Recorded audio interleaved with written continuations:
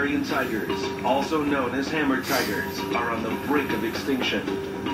Fortunately, the Minnesota Zoo is stepping up to fight for this magnificent animal's survival with their groundbreaking Tiger Lair exhibit. The zoo has gone to great lengths to recreate the tiger's natural habitat, all in the hopes that their Siberian tigers will breed, something quite rare for this endangered species. The zoo is particularly hopeful that Luna and Kuntamet, a pair of young tigers that are showing signs of bonding, will bear a litter of cubs. To improve chances for an in-zoo birth, Minnesota Zoo had implemented an extensive enrichment program, doing everything humanly possible to encourage breeding. And it was in February of 2004 that the zoo discovered their hard work and careful planning had finally paid off. Luna was expecting her first litter of cubs. Since the gestation period for tigers is roughly 100 days, the zoo would only have a few months to prepare for the big day.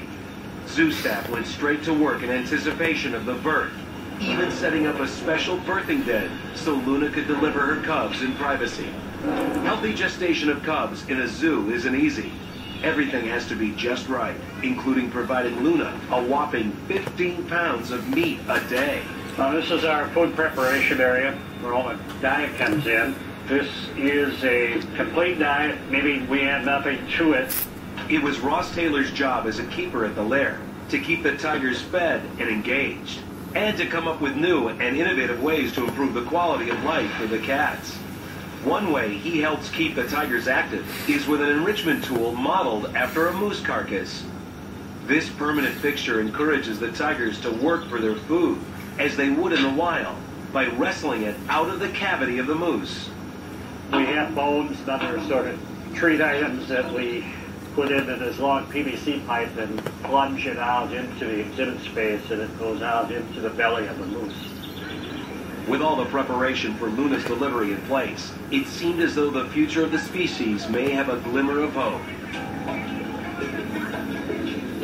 But one afternoon in May of 2004, keepers were surprised to discover that the cubs had been born.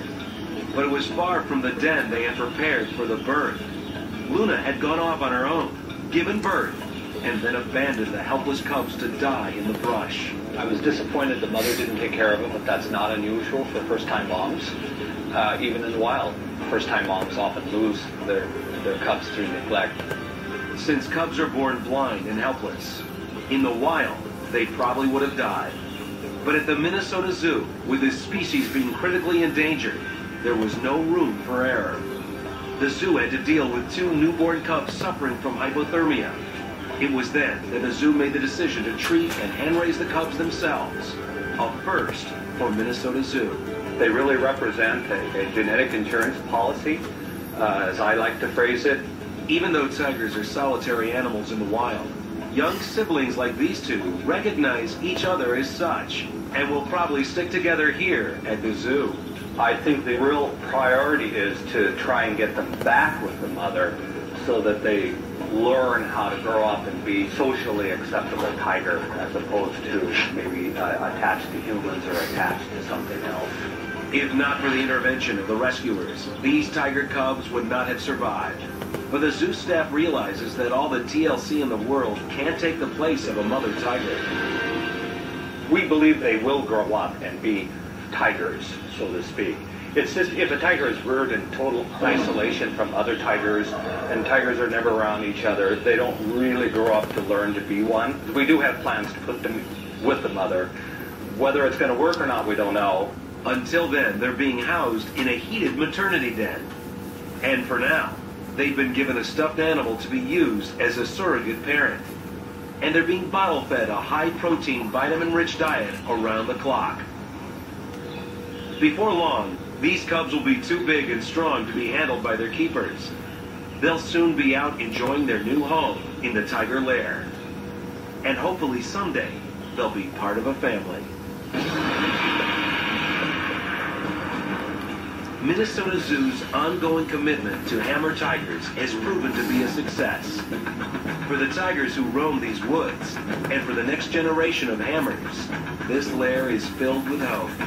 thing I'm most proud of about the Tiger Lair is that it really celebrates what the Minnesota Zoo has done for many years to save tigers. And it's doing it by getting people closer, getting people excited, getting them to care through the contact that you can get in an immersion exhibit like this. And a lot of the other zoo directors and zoo designers in the country are creating that experience. It's like being in nature, so that you understand that there's a connection between these animals and their habitat. Eye-to-eye encounters, combined with extraordinary efforts to help these tigers survive into the future. This is why Minnesota Zoo's Tiger Lair earns its stripes in this tour of Ultimate Zoo.